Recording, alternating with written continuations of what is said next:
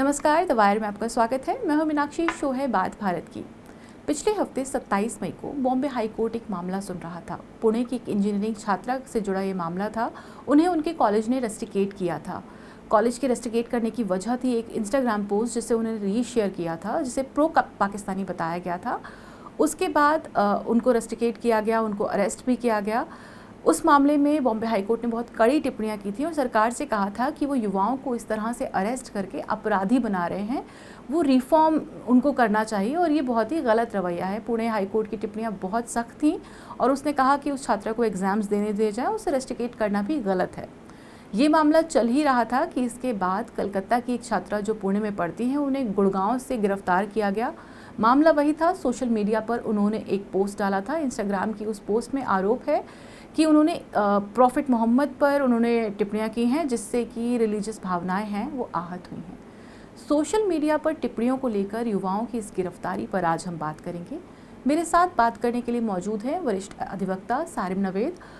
सारिम, आपका स्वागत है। मेरे साथ हैं द वायर हिंदी के संपादक आशुतोष भारद्वाज। आशुतोष जी, आपका भी स्वागत है। सारिम, पहला सवाल मेरा आपसे यही है कि जिस तरह से सोशल मीडिया की पोस्ट को लेकर हमने रिसेंट देखा, और ये केवल ये दो मामले नहीं हैं, हमने असम के मामले देखे जहाँ के सीएम ने बताया था कि जब से ऑपरेशन सिंदूर और पहलगाम अटैक हुए थे उसके बाद से कितने ही लोगों को सोशल मीडिया पोस्ट के लिए गिरफ्तार किया गया था।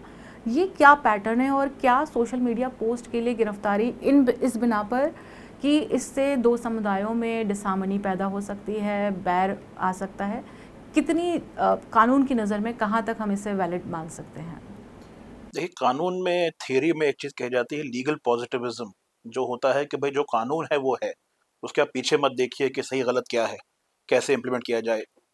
काला अक्षर भैंस बराबर लिखा है कानून किताब में, तो फॉलो कीजिए। हमारे कानून में स्पीच रेगुलेट करने के दो तीन मेन हेडिंग्स हैं। एक है वायलेंस अगेंस्ट स्टेट, जो सेडिशन वगैरह कहते हैं हम, या फिर वेजिंग वॉर। आप किसी से कहें कि आप भारत के खिलाफ आप रिबेलियन करिए, तो दैट इज एक एक एक तरीका होता है जो ऑफेंस होता है। ये दूसरा होता है, आप कहें कि दो समुदायों के बीच में अगर आप लड़ाई कराना चाहें, या आप नेशनल इंटीग्रेशन के खिलाफ कुछ कहें जो कि अफेक्ट कर सकता है। और तीसरा है कि आप किसी की धार्मिक भावनाओं को आहत करें। अब नंबर 2 और नंबर 3 में एक हिस्टोरिकल कॉन्टेक्स्ट है। ये 100 साल पुराने सेक्शंस हैं, नए लॉ में भी इंक्लूड किए गए हैं। ये सेक्शंस जो हैं, भारत के समाज के हिसाब से इंटरप्रेट ऐसे किए जाते हैं कि आपने कुछ कह दिया, अगर मुझे पसंद नहीं आया तो मैं केस चला दूंगा। डिपेंड करता है कौन सी सरकार है, कौन सा राज्य है, कौन सी पुलिस है। कोई चीज एक राज्य में होती है, उसे कोई नहीं करता। मैं ये ऐसे ही कह दूं मैं कि देखिए, दिल्ली में बैठ के आप मीडिया पे, आप सोशल मीडिया पे, अगर आप टॉप कॉलेजेस में हैं, अगर आप एक तबके में हैं, तो आप बहुत चीजें कह सकते हैं जिस पे कोई आपत्ति नहीं होगी। जितने आप केस बता रही हैं, ज्यादातर में जो ऐसी चीज कही गई है जो कि शायद आपत्तिजनक हो लेकिन आपराधिक है या नहीं, ज्यादातर लोग कहेंगे ठीक है, बुरा भी लग गया, किसी को जेल क्यों डालना है, किसी को इसमें पुलिस को इन्वॉल्व करने की जरूरत क्या है। लेकिन हमारा लॉ इतना ब्रॉड है क्योंकि वो पुराने सेक्शंस हैं। जब अंग्रेज ये लाए थे तो वो एक तरह का एक स्टेप था कि देखिए, यहाँ पे हमें पब्लिक ऑर्डर मेंटेन करना है। देखिए, तब फंडामेंटल राइट्स का मुद्दा नहीं था, कॉन्सेप्ट नहीं था। उनको पब्लिक ऑर्डर मेंटेन करना था। तो इससे करने से पब्लिक ऑर्डर खराब होता है, फलाने समुदाय लड़ता है फलाने समुदाय से, तो हम इसको रोक देंगे। तो ये सेक्शंस तब आए थे और अब तक हमारे स्टैट्यूट बुक पे हैं। दूसरी बात है कि सेक्शन जब आए थे, तब आप प्रोपेगेट कैसे करते थे? आप कोई स्पीच आपको छापना पड़ता था या आपको जाके आपको स्पीच देनी पड़ती थी। अब मैं, अगर कोई हॉस्टल के कमरे में बैठ के कोई बच्चा कुछ बोल रहा है, कोई स्टूडेंट बोल रहा है कुछ, दो लोग सुन रहे हैं, बिल्कुल गलत बात कह रहा हो, तो उसमें कोई आपत्ति नहीं होगी। ठीक है, दोस्तों से कह रहा है, कोई हाँ करेगा, कोई ना करेगा। सोशल मीडिया एक वाइड ऑडियंस दे देता है।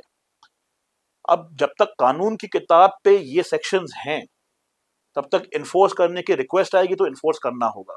दूसरा मुद्दा ये है कि ये जो बेचारे छोटे बच्चे जो कर रहे हैं, ये उसी पे केस हो रहे हैं जो मंत्री, जो कि आला दर्जे पे काफी लोग, रिटायर्ड सिविल सर्वेंट्स और ये सब लोग ट्वीट कर देते हैं ओपनली कम्युनल स्टेटमेंट, उन पे एक्शन नहीं होता है। तो दूसरा मुद्दा ये है कि आप एक्शन कब कब ले रहे हैं। एक्शन तभी ले रहे हैं जबकि आर्ग्यूएबली जो वो कर रहा है उसकी ताकत कम है। उसका मतलब ताकत उससे कम कम है, उसके उसके सहनशीलता की ताकत भी कम है कि वो अपने खुद को बचा नहीं पाएगा। दूसरी बात है कि वो जो कह रहा है, ना उसके पास फॉलोअर्स हैं, सोशल मीडिया फॉलोअर्स कुछ होंगे, उसके पास कोई ऐसे कोई भीड़ नहीं है जाके कि वो जाके वो कुछ उसके अनुयायी हों, उसके पीछे चल रहा बिल्कुल। ये इस केस में अरेस्ट हुआ है, जति नरसिंहानंद ने कितनी बार ऐसी बातें कही हैं, कहीं एक दो बार कुछ केस हुआ, कोई एक्शन हुआ है, बट ज्यादातर नहीं होता है। सुदर्शन टीवी आप रोज खोल के देख लीजिए क्या क्या बात होती है, इस पे एक्शन नहीं होता है। तो अगर हम बात करें जो कि हम लोग कहते हैं हार्म प्रिंसिपल की, तो वो तो हार्म बहुत ज्यादा है उसमें। इन केसेस में हार्म तो ना ही के बराबर है। ऑफ कोर्स लॉ कह रहा है कि अगर ये उल्लंघन हुआ है तो हुआ है, तो दूसरी बात उसमें कहूंगा कि अगर उल्लंघन हुआ है तो केस चलाइए, अरेस्ट करने की जरूरत क्या है। जी, इस सवाल पे मैं दोबारा आऊँगी। आशुतोष जी, जब हम देखते हैं जो बात सारिम ने कही कि जो बात ये यूथ कह रहा है, ये कई बार बहुत ऊँचे ओहदे पर बैठे हुए लोग कहते हैं, आला अधिकारी कहते हैं, जिनके पास एक्चुअली कुछ फॉलोइंग है, जो कुछ प्रभाव रखते हैं जगहों पे। पर हम वहाँ देखते हैं ना ही शिकायत होती है, ना ही किसी भी तरह की कार्रवाई हम देख पाते हैं। अरेस्ट तो बहुत दूर की बात है। ऐसे में एक पैटर्न सोशल मीडिया पोस्ट को लेकर गिरफ्तारी, ख़ास तौर पर युवा जो लिख रहा है, क्या ये नया पैटर्न दिखाता है? देखिए, सोशल मीडिया पोस्ट एक ऐसी जगह है जो अपेक्षाकृत लोकतांत्रिक है, जहां आपको अपनी बात कहने के लिए किसी पारंपरिक प्रतिष्ठान की ज़रूरत नहीं है। तो ये उस पर नकेल कसने की तैयारी है। मैं थोड़ा सा ब्रॉड करूंगा, यूथ के दायरे को थोड़ा सा 10 एक साल आगे ले जाता हुआ। अशोका यूनिवर्सिटी के जिन प्रोफेसर को एक फ़ेसबुक पोस्ट के आधार पर लिया गया है, उनको न सिर्फ गिरफ्तारी हुई उनकी, हम जानते हैं उनका लैपटॉप कन्फिस्केट हो गया, उनका पासपोर्ट सीज हो चुका है, और जो सुप्रीम कोर्ट ने जो ऑर्डर दिया है वो कितना, उसमें कितनी असंगतियां हैं, कितनी दिक्कतें हैं। लेकिन होता क्यों है ये? Social media post. तो सोशल मीडिया पोस्ट के नाम पर एक हौवा खड़ा कर दिया गया है। आप देखें, सोशल मीडिया में कुछ कहा गया, जबकि ऐसा क्या था उसमें, न तो कोई ये जांचने की कोशिश करता है। उसका प्रभाव क्या पड़ सकता है, इसको तो कोई देखता ही नहीं है। जैसे महमूदाबाद की जो पोस्ट है, उसमें ऐसा क्या है, क्या प्रभाव है, इसका कोई आकलन नहीं होता। सिर्फ एक हौवा खड़ा कर दिया जाता है कि सोशल मीडिया पर पोस्ट आई है। मेरे ख्याल से इसके जरिए इस पूरे प्लेटफॉर्म को डिसक्रेडिट करने की, डिलेजिटिमाइज करने की भी कोशिश है, ताकि जो लोग यहाँ आकर थोड़ी बहुत अपनी बात भी कह पाते हैं, वे भी अपनी बात ना कह पाएँ। जी, सारिम, जब हम बात कर रहे हैं इन्वेस्टिगेशन, हम कह रहे हैं अरेस्ट क्यों किया जाए, ये जिस तरह की जांच की बात की जाती है, जैसे शर्मिष्ठा के मामले में जो कलकत्ता की छात्रा हैं, उनकी कस्टडी है 15 दिन की ली गई है, बेल उनकी रिजेक्ट हो चुकी है और उनसे केस डायरी वगैरह 5 जून को सुनवाई होनी है। लेकिन क्या जांच करेगी? मतलब उन्होंने एक पोस्ट किया, उसके बाद उन्होंने उसे डिलीट किया, उसके लिए माफ़ी मांगी, उसके बाद उन जो शिकायत हो चुकी थी 15 मई को, उसके आधार पे उनकी गिरफ्तारी। जांच क्या? ऐसा ही जो पुणे का मामला था उसमें भी जांच, उसमें भी एक वक्फा रहा है जिसमें वो छात्रा जो थी वो जेल में रही है। क्या जांच करनी होती है? क्या जांच की जो प्रक्रिया होती है उसके बारे में हमें बताएं। जांच कुछ नहीं करनी होती है। देखिए जांच क्या होती है, जांच होती है कि कोई आपके पास जिसे हम FIR कहते हैं, कि इंफॉर्मेशन आई है कि कोई कॉग्निजेबल ऑफेंस हुआ है, जो कि पुलिस उसकी जांच कर सकती है। एक यहाँ पे वीडियो है, वीडियो उनके पास होगा, इंस्टाग्राम से होगा। अब वो या तो जो अक्यूज्ड है वो कहे कि मैंने डाला ही नहीं है, तो जांच आप ये करेंगे कि भाई इनकी बात सही है कि नहीं है, कि किसी ने कोई इनका कोई डीप फेक यूज किया था, किसी ने इनके नाम पे जा किसी ने हैक करके डाला था इनके उस पे। लेकिन वो तो वो कह नहीं रही हैं, उन्होंने अपोलोजाइज किया है। जो ये अरेस्ट हो रहा है, जो कस्टडी ली जा रही है, किस जिसमें लिए? जी, तो क्या ये बिल्कुल जायज़ है या? बिल्कुल नाजायज है, बिल्कुल नाजायज है। और सिर्फ इस केस में ही नहीं, देखिए इसको अगर अगर दायरा थोड़ा बड़ा किया जाए, जैसे आशुतोष ने बात की है महमूदाबाद अली खान केस की, अभी उसमें क्या है? कुछ नहीं है। मैं पीछे ले जाऊंगा, दिल्ली दंगे वाले केस जो हैं, सब में केस के खिलाफ क्या है कि आपने कहीं जाके आपने कोई स्पीच कह दी, आपने कोई कह रहा है जाके, इन्होंने एक बार कह दिया कि हम कुछ किसी भी हद तक चले जाएंगे, उस पर आप केस चला रहे हैं। जो कहा है, और क्लासिकल हमारा लॉ भी यही है। सुप्रीम कोर्ट ने 50s 70s which was in many ways the golden period of a judiciary, मतलब वो एक राइट्स को सामने रख के डिसीजन लिए जाते थे। तब ये कहा गया है कि ये सेक्शंस जो हैं ये पब्लिक ऑर्डर को कंट्रोल करने के लिए हैं। मैं आप आशुतोष बैठ के यहाँ कुछ बात करते रहें एक दूसरे तीसरे से, कोई फर्क नहीं पड़ता। मैं बाहर जाके कहूं कि देखिए आप जाएगी मारकाट कीजिए, इसको आप टारगेट कीजिए, इसकी जिंदगी बर्बाद कीजिए, तब स्टेट बीच में आएगा, तब पुलिस बीच में आएगी। जांच के लिए आपको कुछ नहीं चाहिए, इसमें आपके पास वीडियो आ गया, आपने स्टेटमेंट रिकॉर्ड कर लिया कंप्लेनेंट का, कि उसका जांच खत्म आपकी। आप चार्जशीट कर दीजिए, कोर्ट के ऊपर है, वो बताएगी कि ये लेकिन कस्टडी लेना, जेल में रखना कम उम्र की, जैसे पुणे की छात्रा 19 साल की थी, ये छात्रा 22 साल की है। सब ऑप्टिक्स है। देखिए 10-12 साल पहले मैंने ऑप्टिक्स वर्ड यूज कर दिया, महमूदाबाद केस में ऑप्टिक्स ही प्रयोग हुआ है। प्रयोग हुआ है, उसमें संभल के करिएगा थोड़ा संभल के, तो इसीलिए माफी मांगता हूं। तो 10-12 साल पहले मुझे बताइए, आप लोग वकील नहीं है, आपको पता होता है सुप्रीम कोर्ट में जजेस के नाम, शायद चीफ जस्टिस का नाम कुछ जानकारों को पता होगा। जो हम लोग तो खबरों में काम करते हैं उनको पता होना फिर भी लाजमी है, पर आम जनता को इस तरह से आजकल तो लोग डिस्कस करते हैं। देखिए एक politicisation of the judicial process हुआ है कि हर केस जो है वो फाइल बाद में जज के सामने बाद में जाता है, पहले मीडिया में जाता है। तो this is all about optics कि देखिए हमने एक्शन लिया है, हमने जेल में डाल दिया है। अरे भाई जेल में तुम क्या कस्टडी में रख के तुम्हें क्या हासिल होगा? कस्टडी में इसलिए रखा जाता है कि नंबर 1 सिवियरिटी ऑफ ऑफेंस है, मतलब मर्डर केस है, राइट? कि आप जिसको अरेस्ट हुआ है, हाथ पे खून है, तो आप कहते हैं इस आदमी को सीधे इतने साल से नहीं छोड़ेंगे हम, बिकॉज वी डोंट नो कि शायद फिर कर सकता है। दूसरा है कि ये इंसान जो है, can this person influence witnesses? भाई कोई बहुत बड़ा आदमी है, कोई बहुत शातिर अपराधी, कहते हैं कि बाहर जाके तो थ्रेटन कर सकता है, तो नहीं करेंगे हम। Can he tamper with the evidence? इस केस में क्या है तीनों में से? एक वीडियो है, आपत्तिजनक बिल्कुल होगा, मैंने देखा नहीं है, मैंने उसके बारे में रिपोर्ट्स पढ़ी हैं, उसमें कोटेड नहीं था कि क्या कहा है, प्रॉब्ली कुछ आपत्तिजनक होगा, लेकिन तो वीडियो था, वीडियो हटा भी लिया गया है, माफी भी मांगी गई है। माफी नहीं भी मांगी हो, वीडियो हटाया भी नहीं हो, आप कस्टडी में रख के करेंगे क्या? मैं तो कह रहा हूं कि होना चाहिए इसमें 3 दिन में चार्जशीट करो, 1 हफ्ते में ट्रायल फिनिश करो, फिर कोर्ट बताएगी ना कि जो आपने कहा है कि आपत्तिजनक है कि नहीं, हमारे आपत्तिजनक ज्यादा हमारे कानून के खिलाफ है कि नहीं है, वो काम है कोर्ट का बताना। और तीसरी बात होती है इसमें सजा। देखिए फाइन भी होता है, इम्प्रिजनमेंट भी होती है। हमारे यहाँ एक होता है कि हम जानते हैं कि हर चीज को हथौड़े की तरह वो करो, जब तक इनको अरेस्ट नहीं करो, सजा नहीं दो। अमेरिका में जहाँ पे फ्रीडम ऑफ स्पीच को बहुत ही वो एक सैक्रोसैंक्ट मांगते हैं, लेकिन वो एक तरह रेगुलेट करते हैं फ्री स्पीच। वो कहते हैं इनको सू कर लीजिए आप, $15 मिलियन का, $10 मिलियन का, तो मतलब एक आपको जेल में नहीं डालेंगे, लेकिन आपको पिनलाइज कर देंगे वो। तो हमें भी सोचना है कि हमारे लॉज जो हैं, क्योंकि आउटडेटेड है एज ऑन डेट, किस तरह से नए एक इंटरनेट एनेबल्ड जमाने, इंटरनेट एनेबल्ड सोसाइटी को कैसे रेगुलेट करना है, और किस तरह का। देखिए आपको किसी को जेल डाल के खुशी क्या मिलती है? आपको किसी करियर बर्बाद, किसी की जिंदगी बर्बाद होगी। Jail is a inhuman place, और ऐसी चीज के लिए तो nobody wants any young person to anyway go to jail. हम इसी से जुड़ा हुआ जो कमेंट है बॉम्बे हाई कोर्ट का, वो कह रहे हैं कि आप रिफॉर्म नहीं करना चाह रहे हैं, आप अपराधी बना रहे हैं। ये बहुत बड़ी बात है। उन्होंने सरकार से कहा, उन्होंने संस्थान जिस कॉलेज में वो पढ़ रही हैं उनसे कहा। आशुतोष जी, जब हम देखते हैं कि यूथ के साथ में इस तरह की जब अरेस्ट, जो हमें पता है इतनी अमानवीय जगह जेल है, आप वहाँ रख रहे हैं एक ऐसी चीज़ के लिए जो बहुत ही छोटी थी, ये किस तरह का एक प्रेसिडेंट सेट करेगा यूथ के लिए, ख़ास तौर पे ऐसे माहौल में जहां हम बार बार ये कहते हैं कि नहीं, आजकल जिस तरीके का पॉलिटिसाइज माहौल है, जैसे कि हम बातचीत में भी कह रहे हैं कि बहुत ज़्यादा हाईली पॉलिटिसाइज हो चुका है हर चीज़, बहुत ज़्यादा। क्या ये मान सकते हैं यूथ रेडिकलाइज हो रहा है? और अगर हम मान भी लें हो भी रहा है, और अगर वो कोई ऐसी टिप्पणी कर रहा है, कहाँ तक हम मानते हैं ये चीज़ जस्टिफाइड है कि आप उनको किसी सोशल मीडिया पोस्ट के लिए उठाकर जेल में डाल दें?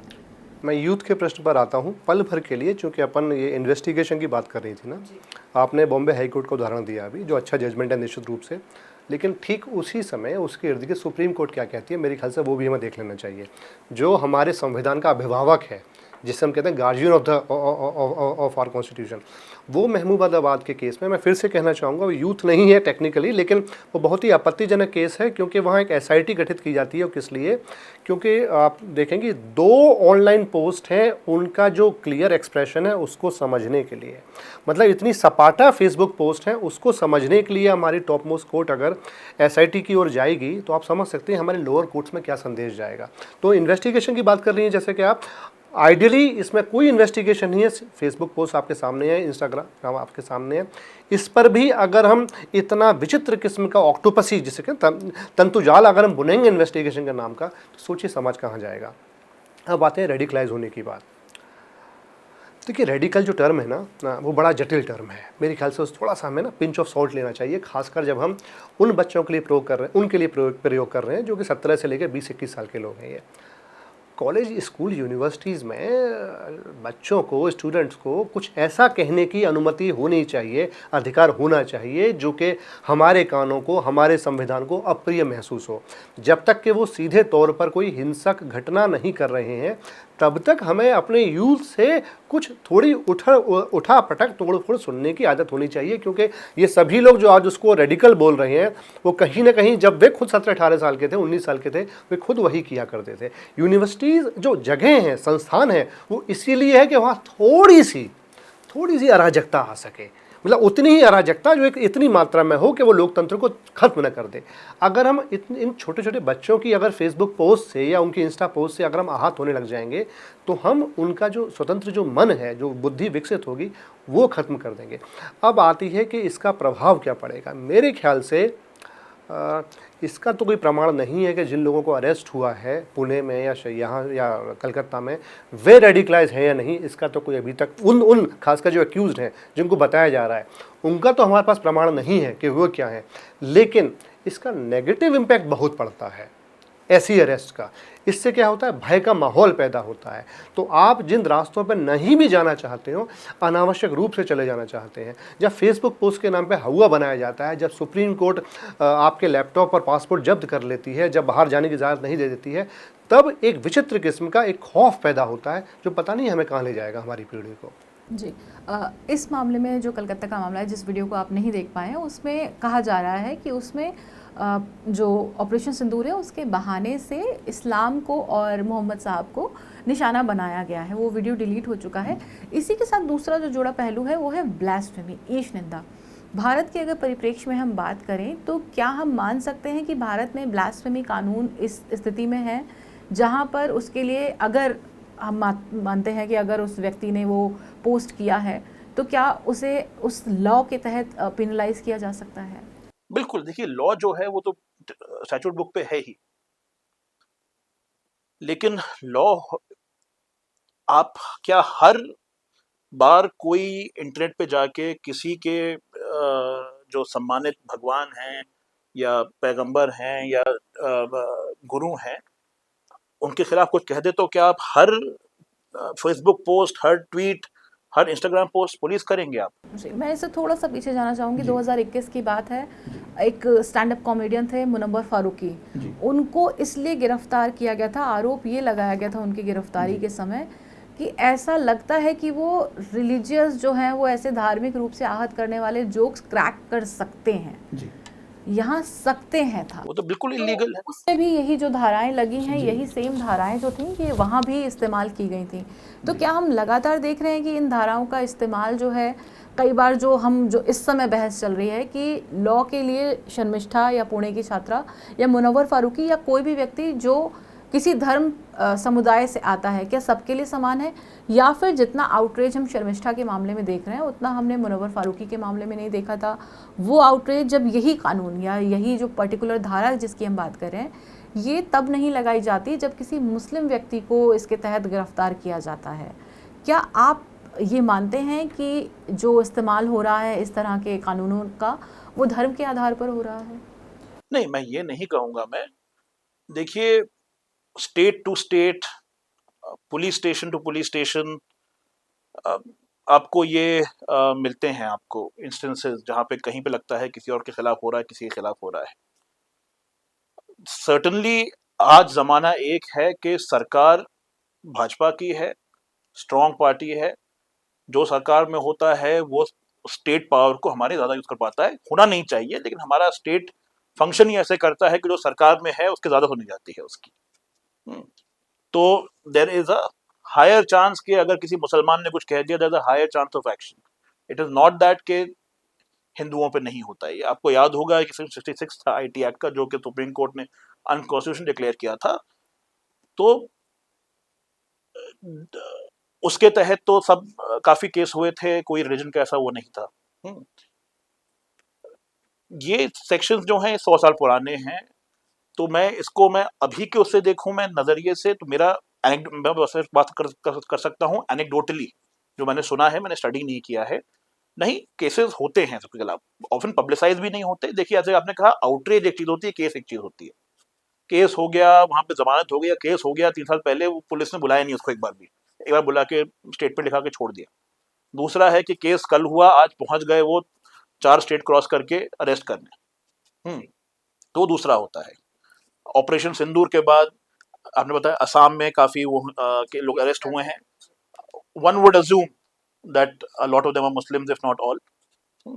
तो ऐसी चीजों में सर्टनली, लेकिन वहां पे मैं ये कहूंगा कि वहां पे एक स्टेट गवर्नमेंट है जो कि आपने अभी सुना होगा, उन्होंने एक इंडिजिनस एरिया में, ट्राइबल एरिया में कहा है कि आपको हम आम लाइसेंस देंगे जहां जहां पे माइनॉरिटी पॉपुलेशन ज्यादा है।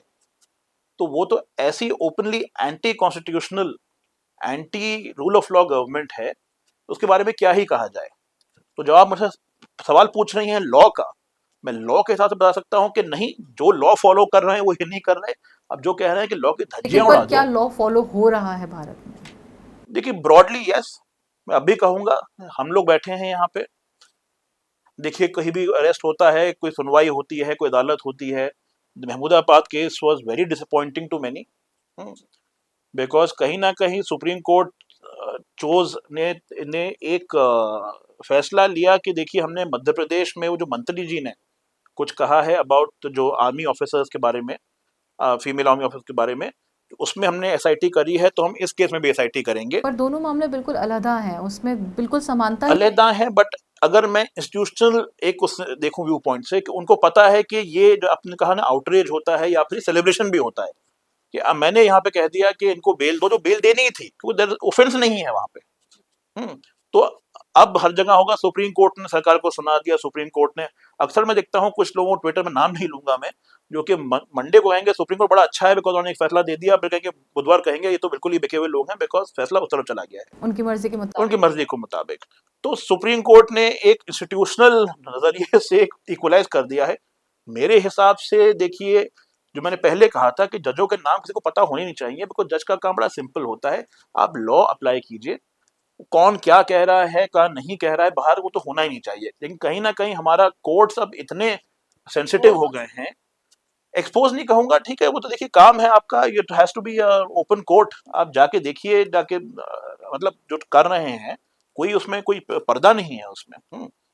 लेकिन इतने अवेयर हो गए हैं वो, अब मेरे हिसाब से ये अच्छी बात नहीं है। जो इंटरनेशनली हम लोग काम करते हैं बाकी कंट्रीज में, बाकी लोगों से हम लॉयर से हम इंटरेक्ट करते हैं, जजेस से इंटरेक्ट करते हैं, तो वो काफी सरप्राइज रहते हैं कि भाई आपके यहाँ इतना क्यों सोचा जाता है अबाउट एक्सटर्नल फैक्टर्स। जो केस है देखिए, केस बन रहा है तो चलाइए, नहीं बन रहा है खत्म कर दीजिए। हम जब बात करते हैं पॉलिटिकल पार्टीज़ की, जैसे ये मामला जो है कलकत्ता का, ये हुआ है एक विपक्ष शासित क्षेत्र, हम कहेंगे कि टीएमसी की सरकार है वहाँ पर, जिसको लेकर तुरंत भाजपा ने जो पूरा ट्विटर है उस पर भाजपा के समर्थक, भाजपा के नेता, वहाँ पर जो विपक्ष के बड़े नेता हैं, वो सभी सरकार को कह रहे हैं कि ये फ्री स्पीच का गला घोट रहे हैं।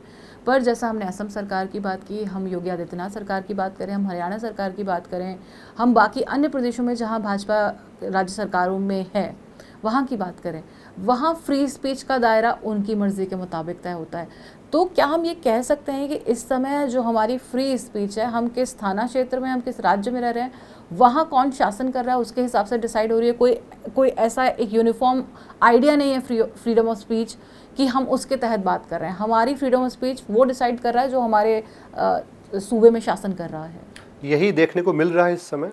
अभी अशोका के ही किसी बड़े पदाधिकारी ने कुछ अभी कहीं लेख भी लिखा है कि तमिलनाडु में अगर जो बिज़नेस, या साउथ में जैसे माना जाता है वहाँ बिज़नेस करेंगे आप तो आपके पास अधिक स्पेस है करने का, उसी तरीके से दक्षिण भारत में आपके पास कहीं अधिक स्पेस है अपनी फ्री स्पीच और अन्य अधिकारों को एक्सरसाइज करने का।